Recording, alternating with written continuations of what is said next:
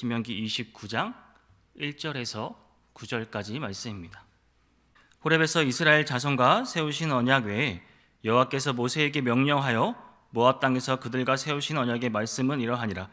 모세가 온 이스라엘을 소집하고 그들에게 이르되 여호와께서 애굽 땅에서 너희의 목전에 바로와 그의 모든 신하와 그의 온 땅에 행하신 모든 일을 너희가 보았나니 곧 그 큰 시험과 이적과 큰 기사를 내 눈으로 보았느니라. 그러나 깨닫는 마음과 보는 눈과 듣는 귀는 오늘까지 여호와께서 너희에게 주지 아니하셨느니라.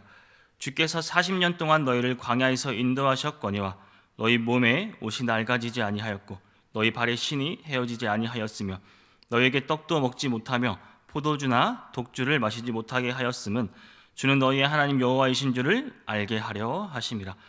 너희가 이곳에 올 때에 헤스본 왕 시온과 바산 왕 옥이 우리와 싸우러 나왔으므로 우리가 그들을 치고 그 땅을 차지하여 르우벤과 갓과 므낫세 반지파에게 기업을 주었나니 그런즉 너희는 이 언약의 말씀을 지켜 행하라. 그리하면 너희가 하는 모든 일이 형통하리라. 아멘. 네. 혹시 기억하실지 모르겠는데요. 제가 몇 주 전에 특송을 하나 했습니다. 광야를 지나며라는 찬양을 혹시 기억하시나요? 그런가요? 감사합니다. 네. 이전에도 몇 번 찬양을 하기는 했지만 유독 이번 찬양이 끝나고 나서 찬양이 좋았습니다, 은혜가 됐습니다 이러한 말을 유독 좀 많이 들었던 것 같습니다. 근데 저는 제 찬양이 좋았다기보다 아마 찬양의 가사가 많은 성도님들에게 와 닿고 은혜가 되었던 것 같습니다. 제가 찬양의 가사 중 일부를 읽어드리겠습니다. 주님만 내 도움이 되시고 주님만 내 빛이 되시는 주님만 내 친구 되시는 광야, 주님 손 놓고는 단 하루도 살 수 없는 곳 광야에 서 있네. 이러한 가사가 있어요. 광야에 관한 찬양이었죠. 광야에 서 있네. 찬양의 이 가사에 많이 공감을 하신 것 같습니다. 제가 왜 그랬을까 이렇게 한번 생각해 보니까 아마 많은 성도님들이 지금 광야에 서 계신 게 아닌가라는 생각을 했습니다. 저에게 지난 한 주간이 광야에 있었던 것처럼 말이죠. 이거 농담입니다. 제가 저희 은혜로운 한 주를 보냈습니다. 우리의 삶, 광야 같은 삶을 느낄 때가 너무나 많습니다. 지금도 혹시 그렇게 느끼시는 분들이 있을지도 모릅니다. 그런데 진짜 그 광야의 삶을 경험한 사람들이 있죠. 모세를 비롯한 이스라엘 백성들은 진짜 그 광야에 있었습니다. 그 광야의 삶을 경험했습니다. 오늘 본문을 통해서 우리가 겪는 이 광야 같은 생활을 또 직접 겪은 그 세대를 통해서 우리에게 어떤 교훈을 줄지 한번 살펴보기를 원합니다. 오늘 본문은 이제 모세가 온 이스라엘 백성들을 불러 모읍니다. 소집해서 지금까지 역사를 회고하여 주는 장면입니다. 2절에서 3절까지는 그들에게 그 출애굽한 역사를 말해주고 있고요. 그리고 5절에서 6절은 광야 생활을 그들에게 회고하여 주고 있습니다. 그리고 7절에서 8절은 요단 동쪽 두 왕과의 그 전쟁에서 승리한 그리고 그 땅을 분배한 일을 이들에게 다시 상기시켜 줍니다. 근데 오늘 본문 시작은 이렇습니다. 1절을 제가 읽겠습니다. 호렙에서 이스라엘 자손과 세우신 언약 외에 여호와께서 모세에게 명령하여 모압 땅에서 그들과 세우신 언약의 말씀은 이러하니라 라고 말합니다. 이 말씀은 하나님께서 마치 출애굽을 한 그 다음 세대들에게 새로운 언약을 주신 것 같지만 사실 그렇지 않습니다. 이전에 출애굽을 경험한 그 소녀들에게 했던 그 호렙산 언약, 그 신에서 언약을 다시 한번 확인하여 주시고 그것을 상기시켜 주시기 위해서 이들에게 다시 이런 말씀을 하신 것입니다. 왜? 모세는 온 이스라엘 백성들을 모아놓고 이들의 과거의 역사를 회상하면서 이러한 말을 하였을까요? 모세가 하고 싶었던 말은 하나님은 변하지 않으신다는 것을 말해주고 싶었던 것입니다. 하나님의 그 언약은 세대가 지나도 변하지 않는다는 것을 말합니다. 우리는 오늘 먼저 이 사실을 기억하고 오늘 말씀을 함께 들어가야 합니다. 출애굽을 경험한 하나님이나 광야 생활을 한 그 하나님이나 전쟁에서 이기게 한 그 하나님이나 오늘 우리와 함께 하시는 그 하나님은 똑같으신 분이란 말입니다. 변하지 않은 하나님이란 말입니다. 그렇다면 그 당시 이스라엘 백성에게 하나님께서 행하신 그 역사가 오늘날 우리에게도 이루어진다는 말씀을 하고 있습니다. 왜? 하나님은 변하지 않으시거든요. 우리는 힘든 상황에 있어야 합니까? 왜 우리는 광야를 경험해야만 하는 것입니까? 사실 하나님의 약속하신 언약의 내용도 그렇습니다. 하나님의 언약의 내용을 보면 하나님을 사랑하고 또 하나님을 모든 말씀을 지켜 행하면 복을 주신다고 말씀하셨죠. 하지만 반면에 하나님의 명령에 순종하지 않으면 심판을 받고 저주를 받는 것입니다. 이것이 하나님의, 간단히 말하면 하나님의 언약의 내용이 이런 내용입니다. 오늘날도 마찬가지입니다. 예수님께서도 이렇게 말씀하셨습니다. 마가복음 12장 30절을 보면 내 마음을 다하고 내 목숨을 다하고 뜻을 다하고 힘을 다하여 주 너의 하나님을 사랑하라 하신 것이요라고 말하고 있습니다. 후에 이웃 사랑을 말씀하시며 이보다 더 큰 계명이 없다고 말씀하셨습니다. 구약의 하나님과 신약의 하나님이 다른가요? 다르지 않죠. 하나님이 하신 약속의 말씀, 하나님의 백성이라면 동일하게 우리는 같은 사랑과 순종을 하나님에게 보여야 하는 것입니다. 당시 이스라엘 백성이나 지금 우리에게나 하나님이 원하시는 것은 하나님을 향한 순종과 사랑을 원하고 계십니다. 변하는 것이 있다면 하나님이 아니죠. 우리 인간이 변하는 것입니다. 하나님의 말씀이 변하는 것이 아니라 이스라엘 백성 그리고 우리가 변하는 것입니다. 우리는 끊임없이 그 마음이 변합니다. 출애굽을 직접 경험했던 이스라엘 백성 어떻습니까? 그들도 경험했지만 갈렙과 여호수아 말고는 언약의 그 축복의 땅에 들어갈 수가 없었습니다. 그 마음이 변했기 때문입니다. 오늘 본문에서 하나님께서는 모세를 통해서 이스라엘 백성들에게 이 사실을 상기시켜 주려고 했던 겁니다. 사랑하는 성도 여러분, 우리는 결코 하나님을 향한 우리의 열정, 그 사랑이 식어서는 안 됩니다. 이것을 우리는 잊어버려서는 안 됩니다. 변함없이 하나님을 사랑하며 말씀의 끝까지 먼저 순종하시는 성도님들이 되시기를 바랍니다. 잊지 마시기 바랍니다. 하나님은 변하지 않으십니다. 오늘 본문에서 모세는 이스라엘 백성들에게 하나님을 향한 사랑과 순종을 기대하였습니다. 그래서 하나님께서 그들에게 베풀어 주신 그 은혜, 그 과거의 은혜를 회상시켜 주었던 것입니다. 왜 그랬을까요? 모세는 바로 하나님의 은혜를 기억하게 하기 위해서입니다. 성도들 한번 생각해 보시기 바랍니다. 우리가 한번 광야에 서 있다고 한번 생각해 보시기 바랍니다. 이때 우리는 하나님의 은혜를 기억해야 합니다. 오늘 보면 2절에서 8절까지의 내용이 모두 하나님의 은혜를 말해주는 내용입니다. 이스라엘 백성의 역사 속에서 하나님께서 베풀어 주신 그 큰 은혜, 2절과 3절에서는 백성들을 이끌어 주신 그 출애굽의 그 은혜를 말해주고 있고 5절에서 6절에서는 그 40년 동안의 그 광야 생활 동안에 하나님께서 이렇게 베풀어 주신 그 은혜를 말해주고 있습니다. 그리고 7절, 8절에서 그 아모리 민족을 정복하게 한 전쟁에서 승리하게 하신 그 하나님의 은혜를 이들에게 말해주며 회상시켜주고 있습니다. 왜 모세는 저런 이스라엘 백성들에게 하나님의 베풀어 주신 은혜를 상기시켜 주었을까요? 이유는 하나입니다. 하나님의 은혜를 깨닫게 하기 위해서입니다. 그래서 은혜를 깨닫는 너희가 하나님께 순종하라고 모세는 하나님을 통해 이러한 말씀을 전한 겁니다.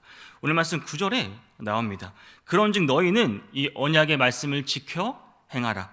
그리하면 너희가 하는 모든 일이 형통하리라 라고 말하고 있습니다. 사랑하는 성도 여러분, 힘든 가운데 계신가요? 혹시 광야에 서 계시다고 생각하시나요? 이럴 때 하나님의 은혜를 기억해 보시기를 바랍니다.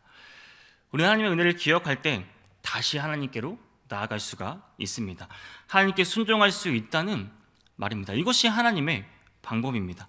하나님께서 이스라엘 백성들이 불순종할 때마다 그들에게 은혜를 상기시켜 주셨습니다.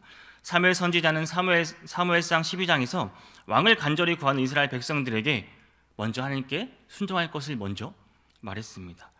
그리고 또한 느헤미야 9장을 보면 더욱 느헤미야 시대 때 그들은 바벨론에 돌아온 이스라엘 백성들에게도 하나님께 대한 그런 순종을 촉구하면서 그 제사장들에게 역시 하나님께서 과거 그들에게 은혜를 베풀어줬던 그것을 상기하도록 먼저 그들에게 알려주었습니다. 사도 바울 또한 로마서 11장 30절과 32절까지에서 이렇게 말하고 있습니다. 너희가 전에는 하나님께 순종하지 아니하더니 이스라엘이 순종하지 아니함으로 이제 긍휼을 입었는지라. 이와 같이 이 사람들이 순종하지 아니하니 이는 너희에게 베푸시는 긍휼로 이제 그들로 긍휼을 얻게 하려 하심이라. 하나님의 모든 사람을 순종하지 아니하는 가운데 가두어 두심은 모든 사람에게 긍휼을 베풀러 하심이로다. 아멘. 사도 바울은 사도들에게 하나님의 뜻에 순종하는 삶을 살 것을 요구하기에 앞서 먼저 뭐를 했다고요? 그들이 하나님의 무한하신 은혜로 구원받았다는 그 사실, 하나님의 은혜를 그들에게 먼저 상기시켜 주었습니다. 여러분들은 어떠한 하나님의 은혜가 있으셨나요? 성경의 목사님께서 작곡하신 은혜라는 찬양 보면은 찬양 중 이런 가사가 있습니다. 내가 누려왔던 모든 것들이, 내가 지나왔던 모든 시간이, 내가 걸어왔던 모든 순간이 당연한 것 아니라 은혜였어. 모든 것이 은혜, 은혜, 은혜, 한없는 은혜. 내 삶에 당연한 건 하나도 없었던 것을 모든 것이 은혜, 은혜였어. 저 영상 하나만 잠깐 보고 갈까요?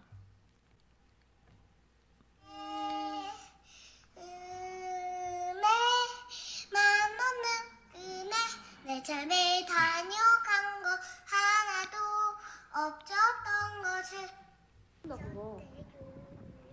내 삶의 은혜 내 삶의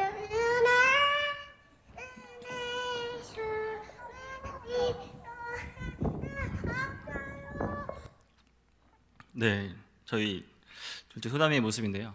일어나자마자 은혜라는 찬양을 부릅니다. 그리고 또 운동하면서까지 은혜라는 찬양을 부른 적이 있어요. 이거는 빙산의 일각이고 진짜 어느 때는 계속 한동안 하루 종일 은혜라는 찬양을 계속 부르는 거예요. 무슨 말인지 알면서 부르는지 잘 모르겠지만 찬양을 계속 부릅니다. 이 찬양을 듣고 있으면 이게 뭐 좀 안 좋은 일이 있어도, 내가 화가 나는 일이 있어도 은혜를 찬양을 듣고 있으면 저도 모르게 그 찬양을 중얼거리게 되고 또 흥얼거리게 됩니다. 저도 모르게 하나님의 은혜를 기억하게 되는 순간이 있습니다. 하나님의 은혜를 기억하는 것, 여러분에게 분명히 하나님께서 베풀어 주신 은혜가 있을 겁니다. 그렇죠? 여러분이 어려움 중에 있다면, 광야에 서 있다고 생각하시다면 나에게 베풀어 주신 그 은혜를 먼저 기억해 보시기를 바랍니다. 하나님의 은혜에 진심으로 감사할 수 있기를 바랍니다. 우리가 하나님의 은혜를 잊지 않고 기억한다면 어찌 하나님의 은혜에 우리가 감사하지 않을 수 있겠습니까? 어찌 그 하나님의 은혜에 감사할 줄 아는 자가 하나님께 순종하지 않을 수 있단 말입니까? 성도들, 하나님의 은혜를 기억할 때, 그래서 우리가 하나님의 은혜에 진심으로 감사할 때 우리는 자발적으로 하나님께 순종할 수 있는 것입니다. 이러한 경험을 한다면 시편 116편 기자와 같은 고백을 할 수 있습니다. 시편 116편 12절입니다. 내게 주신 모든 은혜를 내가 여호와께 무엇으로 보답할까라고 말합니다. 이러한 고백이 우리의 고백이 되기를 원합니다. 사랑하는 성도 여러분, 무엇보다도 하나님의 은혜를 잊지 말고 기억하시기를 바랍니다. 우리가 더 어려운 상황일수록 하나님의 은혜를 기억하시기를 바랍니다. 우리가 삶에서 하나님의 은혜를 기억할 때 그로 인해 우리가 하나님께 감사함으로 우리가 순종할 수 있는 겁니다. 그럴 때 또 하나님께서 우리에게 더 큰 은혜를 베풀어 주시고 복을 베풀어 주셔서 우리의 삶을 형통하게 하여 주실 것입니다.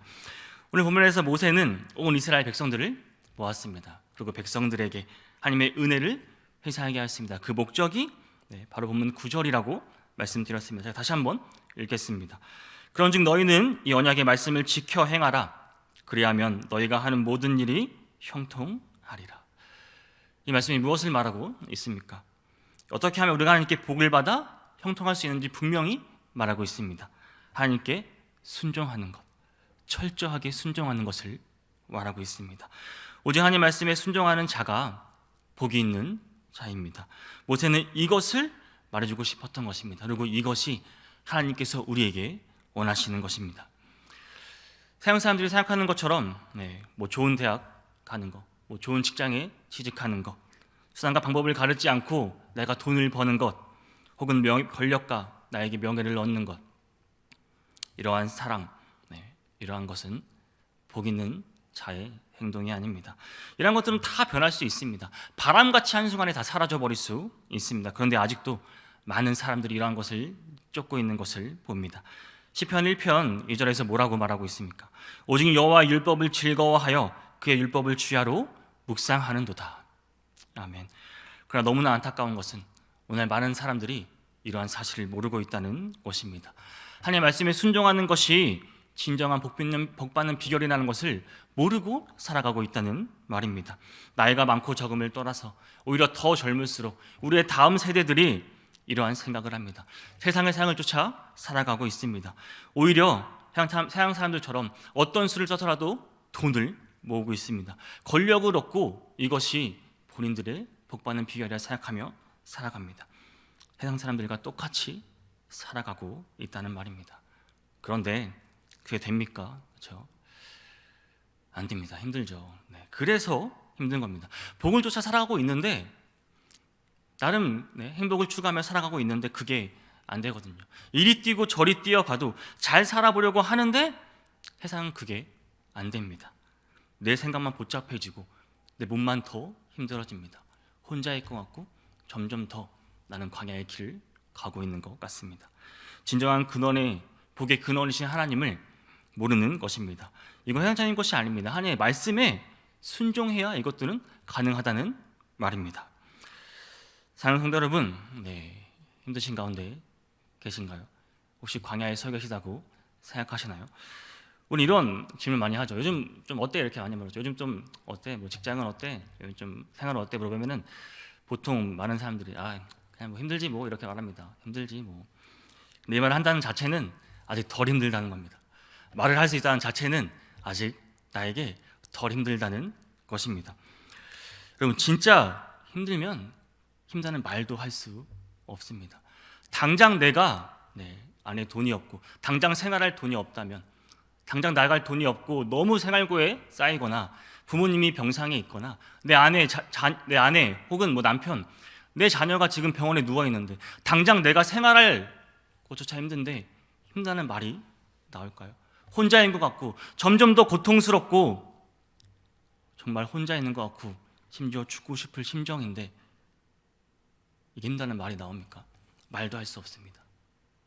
진짜 광야란 이런 곳입니다. 그런데 이럴 때 주님이 하십니다. 주님께서 우리를 베풀어주신 그 은혜를 기억하게 하십니다. 주님께서 우리를 다시 일으켜 주십니다. 그래서 주님을 우리는 절대 의지하고 순종해야 하는 것입니다. 여러분 하나님은 다 아십니다. 우리가 얼마나 힘들게 이 삶을 살아가는지 다 알고 계세요. 우리가 얼마나 열심히 살아가는지 다 알고 계십니다. 우리의 삶은 변해도 하나님은 변하지 않으시기 때문입니다. 모든 것이 은혜라고 그렇죠 고백하죠. 돌아보면 다 은혜인 걸 압니다. 근데 우리는 그 당시에는 그것을 보지 못합니다. 하지만 지나고 보면 다 주님께서 하셨습니다. 하나님의 은혜였다고 우리가 다 고백하는 순간이 분명히 있을 것입니다. 우리와 함께 하시는 그 하나님은 변하시지 않는 분이십니다. 그 누구도 빼앗을 수 없는 복을 주시는 분이 바로 우리 하나님이십니다. 우리 삶을 형통하게 하시는 분은 하나님밖에 없습니다. 그러나 우리가 여러분 하나님의 은혜를 기억하게 하는 것도 우리가 은혜를 기억하는 것도 우리를 순종하게 하는 것 또한 하나님의 은혜가 있어야 하십니다. 주님께서 하시지 않으면 우리는 이것을 할 수 없습니다. 오늘 본문에서 하나님께서는 모세를 통해 이스라엘 백성들에게 과거를 회상하게 하십니다. 그런데 중간에 이러한 구절이 있습니다. 4절을 보면 그러나 깨닫는 마음과 보는 눈과 듣는 귀는 오늘까지 여호와께서 너희에게 주지 아니하셨느니라 하고 말씀하십니다. 사랑하는 성도 여러분 아시겠습니까? 이 모든 것들이 주님께서 하시지 않으면 우리가 경험할 수 없는 것이란 말입니다. 모두 주님께서 하시는 것입니다. 주님께서 하십니다. 이스라엘 백성들을 비록 애굽 땅에서 하나님의 놀라운 역사를 그들은 경험하였습니다. 그렇죠? 광야에서도 똑같이 그들은 하나님의 놀라운 역사를 직접 보고 경험하였습니다. 그 사건을 통해 하나님의 놀라운 계획은 하나님이 하시지 않으면 그들은 보고도 듣고도 깨달을 수 없다는 말입니다. 하나님께서 자신들을 본다고 해서 하나님의 말씀을 직접 듣는다고 해서 모두 깨달을 수 있는 것이 아닙니다. 하나님의 임재를 직접 경험한 구약시대 사람들은 어땠습니까? 알고 있었나요? 또한 예수님을 직접 목격하고 따라했던 그 수많은 무리 심지어 그런 제자들까지 그들이 어땠습니까? 누구보다 더 확실한 말씀을 들었지만 하나님의 아들이신 그 예수님을 십자가에 못 박고 말았습니다. 하나님께서 그들의 깨달을 수 있는 마음과 눈과 귀를 주셔야만 깨달을 수 있는 것입니다. 주님 하시지 않으면 아무리 놀라운 기적을 경험했다고 해도 하나님의 말씀을 직접 들었다고 해도 깨달을 수 없다는 말입니다. 그러니 지금 우리가 이 자리에서 하나님을 안다는 것이 얼마나 큰 은혜인지 아시겠습니까? 이건 무엇과도 비교할 수 없는 정말 놀라운 은혜입니다. 어떻게 우리가 지금 이 자리에서 하나님을 예배할 수 있다는 말입니까? 하나님께서 우리에게 깨닫는 마음과 눈과 귀를 주신 겁니다. 너무나 특별한 은혜를 우리는 이미 입은 겁니다. 주님이 하시지 않으면 결코 이것은 불가능한 일입니다. 예수님께서는 제자들에게 이렇게 말씀하셨습니다. 마태복음 13장 16절입니다. 너희 눈은 봄으로 너희 귀는 들음으로 복이 있도다. 이제 말씀을 맺으려고 합니다. 사랑하는 성도 여러분, 하나님께서는 우리를 죄와 사망에서 구원하여 주셨습니다. 우리를 자녀 삼아 주셨습니다. 이 사실만으로 사실 우리는 하나님의 놀라운 은혜에 우리는 감사할 줄 알아야 합니다. 이스라엘 백성들이 아무리 불순종할지라도, 하나님과 멀어질 때에도, 그 광야의 길을 걸을 때에도 하나님은 절대 변하지 않으셨습니다. 우리가 변하는 겁니다. 우리의 마음이 변하고 우리가 하나님께 멀어질 때, 그때 우리는 광야의 길을 혼자 걷고 있다고 생각하는 것입니다. 하지만 그럼에도 불구하고 변하지 않는 하나님은 우리에게 은혜를 베풀어 주십니다. 우리의 그 은혜를 기억하게 하십니다. 그리고 우리를 깨닫게 하십니다. 주님께서 하시는 것입니다. 왜? 우리가 오직 주님께 순종하게 하기 위해서 말입니다. 주님 하셔야만 우리가 그것을 깨달을 수 있습니다. 우리가 어떠한 상황에서 주님을 기억하고 주님께 순종하게 하기 위해서 오늘 말씀 9절과 같이 우리가 말씀을 지켜 주님께 순종하며 주님께 행할 때 우리의 삶을 형통하게 해주시고 복 주실 것입니다. 지난주 코로나로 인해 교회가 어려움을 겪었을 때에도 하나님은 딱 여기까지 막아주셨습니다. 최소한의 인원으로 더 교회를 붙잡아 주시고 더 열심히 섬기게 하시고 은혜를 베풀어 주셔서 더 단단하게 붙잡아 주셨습니다. 주님께서 하시는 것입니다. 성도 여러분, 가을 가운데 있다고 생각하시나요? 힘든 가운데 계신가요? 이럴 때일수록 하나님의 은혜를 기억하시기를 바랍니다. 하나님의 말씀에 감사함으로 순종하시기를 바랍니다. 말씀을 지켜 행함으로 우리에게 주신 그 하나님의 은혜를, 하나님의 복을 영원히 기억하며 살아갈 수 있는 성도님이 되시기를 주님의 이름으로 축복합니다.